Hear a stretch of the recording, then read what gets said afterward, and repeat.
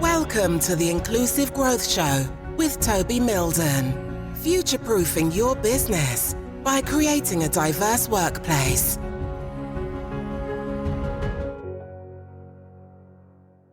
Hey there, thank you ever so much for tuning into this episode of the Inclusive Growth Podcast. I'm Toby Milden, and today I'm joined by Cordell Carter. Cordell is the founding director of the Aspen Institute on Belonging. And so it's going to be a really fascinating conversation to talk to him about his understanding of diversity, equity, and inclusion, his own personal experiences, the concept of belonging within the workplace, and some practical steps that you can take away to start implementing in your organization should you want to create a culture of an inclusion and belonging. So, Cordell, it's lovely to meet you. Likewise, Toby. Thank you for having me on. That's all right. So, would you mind just, obviously I've given a very high-level introduction there, which doesn't give it justice at all, but could you introduce yourself a bit further for us, please? Sure. So for the last 20 years or so, I have been actively engaged in various organizations across multiple sectors, starting my career with IBM, stops at the Gates Foundation, startups, and then now the Aspen Institute and beyond. It really engaged in building communities and environments where people feel like they belong and thrive. I just didn't have the words for it. I just knew how I was as a preacher's kid, wanting everyone to feel like they're a part of whatever we're doing. And that's just been, the mark of my leadership experience and my practice, if you will, as a leader of just being inclusive. I just didn't have the right language for it. And so my stint in K-12, so yes, kindergarten through to 12th grade in the U.S. as a Broad Fellow, I think really cemented my approach and my strong belief that we can go much further together than one person alone. These are just giant systems. It's really hard to pivot. It doesn't really matter how talented you are. You got to figure out how to get other people on the boat. You really do. Or you will sink alone. Trust me, I've been there, done that. And so now comes the Aspen Institute for the last 8 years and this amazing platform where you have elite leaders that are self-selecting it and asking these big questions about what is the value they're supposed to add to the world. They know they've been successful, but now they're trying to be significant. We built a whole organization around that idea. And I said, this is great as long as we're having the conversation together, which often isn't the case. And so I created the project on belonging at Aspen after a pretty tragic circumstance in the U.S. with January 6 riots from 2021. I was asked by my CEO at the time to help create an external diversity, equity, inclusion program. And I said, that's great. Let me find you a DE&I specialist, because that's not me. He says, no, you're an Aspen specialist, and I need something that works at Aspen. And so help me figure that out. I said, okay, great. And so when I started doing the whole landscape analysis on DE&I and what's there, what's not, I'm a natural historian. I want to figure out where it came from. And so once you figure out how it came to be, you can understand how we get to the present day, 40 plus years later, and you have a strategy that's untethered to a big vision. And that big vision is that we are creating a land where we all belong and have opportunities to thrive. And this is the reason you see so much animus behind, or I should say against, DE&I and inclusive strategies around the world, private sector, public sector, because folks don't understand where we're going with it. So this is my job to make sure that we know where we're going and why. So how have your own personal values and your own family influenced the work that you're doing in diversity, equity, and inclusion? Yeah, well, definitely being, I say the ultimate startups in civil society are religious organizations, especially Pentecostal organizations, because you don't have the same licensure requirements as more established denominations. So literally anybody can say, hey, I've been called and I want to preach. And when that happens, the family is actively engaged because they are the first parishioners. They're the first people that believe in your particular brand. As a kid, working with my parents and their religious and faith endeavors, I knew I was part of the show as well. So I had to make sure that, first Sunday I'm singing the right song, that type of thing, and make sure that people feel involved, that they find this is a place where they belong. And bringing those values, I call it, contrasting the secular and the sacred, bringing them to the space where we actually spend the vast majority of our time as adults, 80% of our time is spent working, is really behind my drive. I don't want work to be awful because I had to spend so much time doing it. It should be a more pleasant experience. I'm not saying it has to be peaches and cream every single day, but it should be drudgery every day. That's just, who wants to live like that? Far too many of us do. On Monday, we're just like, oh gosh, here we go again. That is a horrible way to live. And so like, because I don't want to live like that, and that's not the environment I'm used to, I want my colleagues and the folks that are purposely availing themselves to me to follow that as well. And so this idea of being able to get along with people, of trying to find common ground that we would do as an individual, that you have to do when you're part of a religious startup, has really made its way over to my actual secular existence. And I think some really profound ways, and it's really expressed in the work that I'm doing now, probably more so than at any other point since 2000 when I actually started working. Yeah, that's really cool. I think it is important that you enjoy your work. You know, we spend so much of our time in the workplace, and work plays such a pivotal role in our life. It gives us purpose, it helps us build relationships, it gives us financial income and security. So it is really important. I mean, could you just explain to us how you see, or your experience of how diversity, equity, inclusion has come about and its importance in today's business world? Yeah, so it's driven off of procurement. The deep, dark secret of most economies is that the government is the largest customer of goods and services, the government. And so it's very odd to have private sector business associations lobbying against government for taxes. I'm like, well, how do you think they pay you, my friend? That's neither here nor there. But I will say, because you are the biggest customer, you are driving policy just by making procurement decisions. You don't have to say, hey, I want to make sure that this is the diverse company I'm working with. You merely say, well, here's the requirement for the procurement order. There's RFP. By the way, here's a census. We need to know which of your senior leadership are people of color or are women. You don't have to really make formal policy, but when you make a financial decision, you are making policy because budgets are moral documents. And so you would look back, like, where's the genesis of DE&I, at least in the American concept? You have to go back to the Nixon administration. We just started doing censuses. It was under this pressure from civil rights organizations to diversify not only the federal workforce, but the suppliers, the supplier diversity. And so he just started asking a question, a few different agencies, just give us a census of how many employees are this, that, and other. Just describe your employee base. And you find yourself like, the ones with the most diversity are winning more contracts. Let me do what they're doing. It's a very competitive space, which is why I tend to keep most of my work to the private sector. Because the private sector and the military and the U.S. military have two things in common. They can't tell a lie because the cost of living a lie is too expensive. If you're military, you're working off a lie, people die, you now have to serve another flag. If you're in business, working off a lie, your competitor will look at the real data and outwork you, and soon you don't have a company, and everything you have in a company is worthless. And so I love working with these two sectors because they have to tell the truth. And so when you see private sector and our armed forces way out in front of everyone else on D&I, that should be telling you something. They know what the customers are going to look like 30 years from now, and they're playing for where the puck is going. They're not watching the game, okay? They're trying to win the game. And so modeling their behavior is, and then talking about employee retention as the objective function here. Like, you want a place to belong because it's very expensive to replace an employee. On the military side, you want a place where you belong because you need to constantly recruit for an all-volunteer force. You can't just depend on the 1% of American families that send their kids generation after generation to the military.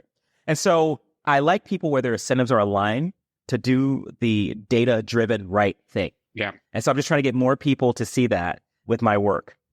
That's really cool. I like what you were saying earlier about the procurement side of things and working with federal or government organizations. And it just reminds me, I did an interview with the founder of an organization here in the UK called MSD UK, and they represent businesses that are owned by people from an ethnic minority background. Uh-huh. And I learned some really quite startling statistics out of that conversation. I just want to kind of replay it back here because it's worth going back to listening to that episode. What we learned from that episode was that here in the UK, there are approximately 1 million ethnic minority owned businesses, which is accounting for 1/6 of all businesses. And these businesses employ 3 million people, which is contributing £78 billion to the UK economy. And the other thing I learned really was kind of around the history. So the guy that founded MSD UK has done some work in the States. So what he said is that in the US, supplier diversity was mandated in law in 1972, requiring 8% of federal contracts to be awarded to minority businesses. And this mandate has helped build large minority-owned businesses. Some of these are turning over billions of dollars. But unlike the US, here in the UK and Europe, we haven't mandated this approach to supplier diversity. The guy that I was interviewing, his name's Mayank Shah, he just says this is a missed opportunity and a way to avoid some bad procurement practices. So I kind of just wanted to go back to that episode really and kind of revisit some of that. Yeah, that is absolutely perfect encapsulation of where we are and how we got there. Data has shown and proven over and over again that diversity is good for the economy. And I don't know if you are referencing or have heard of the Citibank research that they did in Citibank and McKinsey. This would have been 2017 or so. And they actually calculated the cost of structural racism. So they looked from the years 2000 to 2016 and said, what are the costs for lack of access to credit for certain communities? Because in the U.S., we still have economic redlining, if you will, where depending on your zip code, your credit score is just lower just by virtue of where you live. And so you have all these folks that don't have access to capital in ways others of us do. And the cost at that time from 2000 to 2016 was on the order of $20 trillion, trillion with a T. Now, the U.S. economy annual spend is about $24 trillion. And then the annual cost of these barriers is $4 to $5 trillion.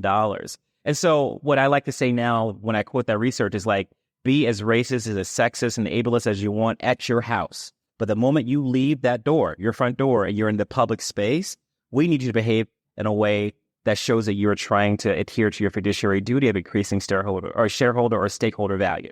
If you're not doing that, if you're purposely preventing others that are otherwise worthy of credit, lack credit, you should already be fired with cause because you're preventing your bank from growing. You're preventing your organization and the economy from growing. And so you are working against us, my friend, and that you can't stay. You got to go. And so when I tell people be as racist as they want their house, that raises a few eyebrows.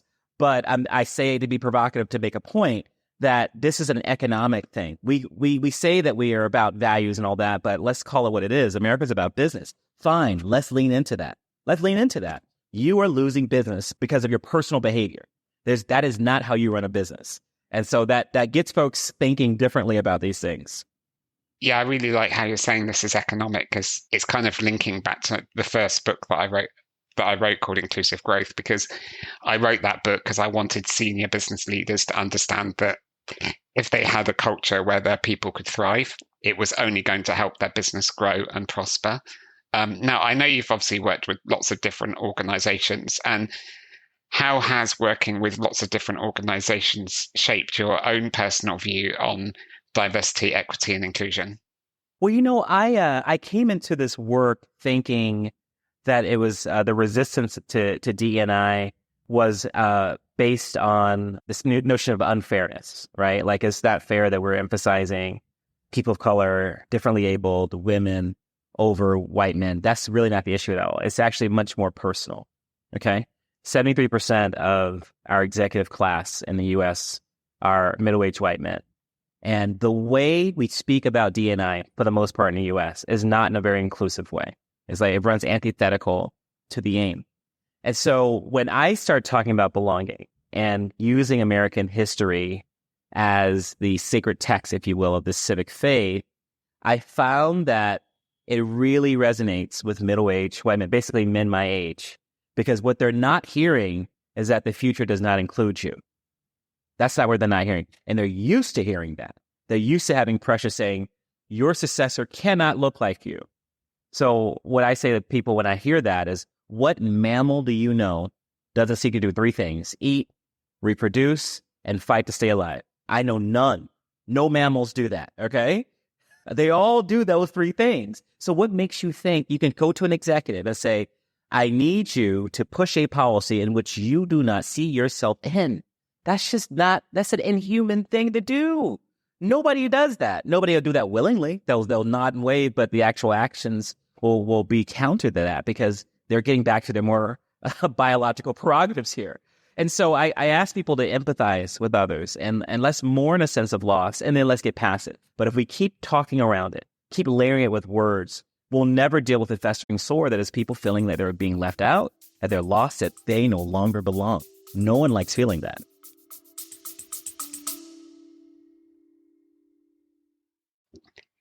If you're enjoying this episode and looking to boost equity, inclusion, and diversity in your organization, then my team and I are here to help you. Our team specializes in crafting data-driven strategies, developing inclusive leaders, designing fair recruitment processes, and enhancing disability confidence. With a blend of professional expertise and lived experience, we're ready to support you on your journey. Please reach out to us anytime through our website at milden.co.uk. Now back to the interview. No, I agree with you. And conversations that I have with senior business leaders, I think they are afraid about diversity and inclusion. I think even though they don't admit it, even on some other than conscious level, they're thinking, I'm going to be overtaken here. Yes. And like you say, who's going to bet on a policy like that if they're worried about their own future? Yeah, exactly. And so we have to be more inclusive about our talk about inclusion. I like how you're talking about belonging, because often, I mean, only the other day I was having a conversation with somebody saying there's just so many terms around diversity and inclusion thrown around. We talk about diversity, equity, equality, justice, belonging. And I think belonging is a real key part of the work that we do. I mean, could you just elaborate a bit more on the concept of belonging and how it relates to DE&I within an organization's culture? Sure. For me, belonging is, being seen, being heard, feeling your contribution is valuable. Does not mean that you get your way. It does not mean that it's a one-way street either. Like, I have to behave in good faith just like the organization does. And we're going to meet each other right in the middle. I'm going to behave as if I belong and not wait for permission to act as such. Any organization is going to create an environment where I can thrive, because my thriving means more value to them. Okay. And so that's the concept at the highest level. If you extrapolate it to what is the national narrative that we can tether inclusion strategies to, I think it becomes all the more powerful. Because at the end of the day, I want people to stay in this game. I want people to believe in the idea of America. I want them to believe in the values of this organization. And that doesn't happen unless they feel like they're being heard.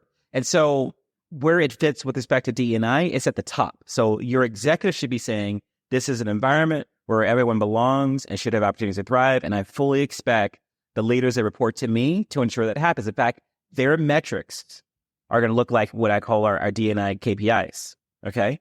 And those KPIs are going to, aggregate up to the CEO's KPIs that he or she reports out to their board. And so DE&I is in the middle of the organization. It's at the execution level. We've made it a strategic priority, and that's not where it belongs. It belongs actually in the middle. Belonging should be the strategic imperative. DE&I is how we get to belonging. That's how I see it in my mind.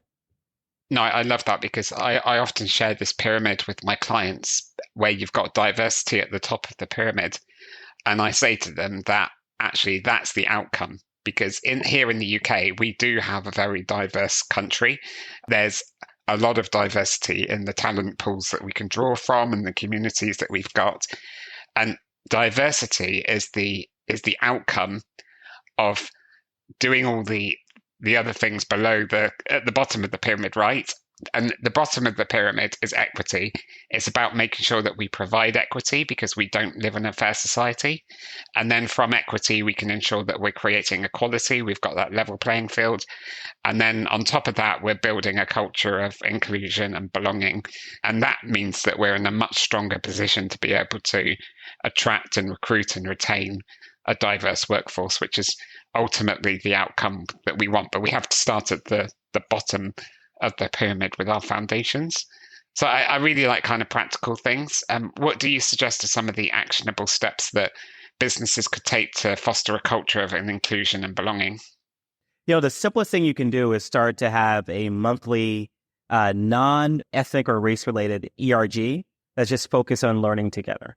And I would just call it a book series. Like, we're going to do a book club on some books of great consequence. Take Isabel Wilkerson's Caste. It's a very tough read. But if you go chapter by chapter with your peers, monthly for, say, a year, I think the environment, the level of their comfort with each other will fundamentally shift. They're going to be creating belonging just in that group. And make sure it's a super diverse in terms of job responsibility, a place where it doesn't really matter your title. In this circle of trust, we're going to follow Chatham House rule, and we're just going to be intellectuals for this hour that we have together once a week. It could be game changing. And then extrapolating that good feeling to the rest of the organization. I think, but in terms of how can I start for zero money, I would start with a book club once a month and make sure you have get some super executive champions to be willing to take off airs and just be a learner for 1 hour a week, and everyone is just a peer. It would fundamentally shift the game, fundamentally, okay? And then from there, I would say bring in some folks that could explain the difference between belonging and D&I. Have your chief executive team, make sure they understand why belonging is important and can articulate it in a culturally competent way to their employees. This is why it matters at Kroger Foods. This is why it matters at Barclays Bank. This is why we're doing this. And then the how is the D&I. And that's when you're really empowering the middle of your organization, your talent management team, to go hard on organizational learning, as well as holding ourselves accountable to standards of behavior. And then make sure you have career pathing so that these young folks coming in, they'll just see a bunch of people 30 years older than them blocking them. Like, no, these folks have actually achieved something after a record of work. You, my friend, have to get on that same treadmill and start earning your way as well. But I'm fully articulating to you what that treadmill looks like. Whereas before, they were just shooting in the dark. You're getting the full accounting of where we're going. So there are a variety of ways that you can meet all the different types of diversity you're going to have in an organization, be it age diversity, being ableist, being whatever you call it. There are ways of getting around this without calling it specifically out. Is what you do as an organization, though, that matters. Yeah, I love what you're saying there, because firstly, you're saying understand the why behind your belonging and then develop your strategy. That reminds me of Simon Sinek, the management expert who wrote the book Start With Why, which is a fantastic read. And his kind of famous saying is, people don't buy into what you do, they buy into why you do it. Exactly. So that's why it's important to start with the why. It's hard because it's very emotive. It's quite difficult for us to articulate. But then you can figure out the how and the what after you've understood the why. And then I really like your suggestion of a book club, because it's really simple, practical, actionable. And, there are so many good books out there. And it doesn't even have to be a book, could it? It could be a podcast. It could be a blog post or something. Exactly. But the point is you create trust. When we're at work, we have avatars on, okay? I'm a professional in here. I'm doing what I got to do so I can go home and take care of my family. But again, we said before, 80% of your adult life is spent working. Do you really want that to be an awful task? Wouldn't it be great to lower your arms just for a second and allow yourself to trust that this organization actually cares about you? They want you to have a long run here because that's mutually beneficial. But you can't get there by just speaking it. You have to show it. Talking of books, you've just written a book, haven't you? Yes. Can you let us know a bit more about what your book's about and how we can get our hands on a copy? Sure. It's in pre-sales right now on the Publicizer platform. I'll send you the link, but it's Publicizer with a Z. It is about 75% done, but the publisher wanted me to get it out there and start spreading no news about it. The name of the book is called Becoming an Inclusive Republic, A Sermon on the Civic Mount. And to sum up all the work I've been doing for the last 24 years and the aspiration I have, not just for the United States, but for the Americas and for the globe, to just be this better place, a better version of ourselves, is summed up in this, essentially a manifesto, where I focus on three big questions. Who is we? Our founding document, the Declaration of Independence, we hold the truth to be self-evident that all men are created equal. Who is we? What does that meant over the span of time, our 248-year history of the United States? The second question is, how has our notion of we evolved? And this is where you bring in all the different routes of the different suffrage movements and what they've hung their intellectual and spiritual hats upon to get people to move. And then thirdly, where do we go from here? And this is the only time that I'll lowercase we, because I want people to know that I mean it's in the plural sense. This is a collaborative exercise. It's not something the country does to you. It's something you do with your country. that is the manifesto, and it's out. It'll be out soon. It's in pre-sales now. And if you buy 100 copies, I'll come and do the workshop at your place of employment. That's brilliant. Yeah, I'm going to go and get myself a copy. It sounds fascinating. Thank you. And also you've got your exciting book out, but at the time of recording this episode, you're actually at a festival. I am. I know it's something that you're very excited about. Can you tell us a bit about what the festival is? I know it happens every year. So obviously we're recording this episode in August, so it's going to be too late for somebody to attend right now. But how can they go along to like future festivals? Yeah, so today I'm representing the Festival of Diaspora, which is designed to unite leaders across the Americas, to connect us across our 35 borders, to celebrate our shared history and what I call the other AI, that's ancestral intelligence. And thirdly, to collaborate together to actually bring about good in our world. And so I'm representing here at a larger festival, which is called Petronio Alvarez Festival. It's a celebration of Pacific Coast culture here in Colombia. And so we convene in different Latin American cities every February to Q1. But if you're interested in the amazing work we're doing there, go to festivalofthediaspora.org or Festival of the Diaspora, depending on how you pronounce that word, .org.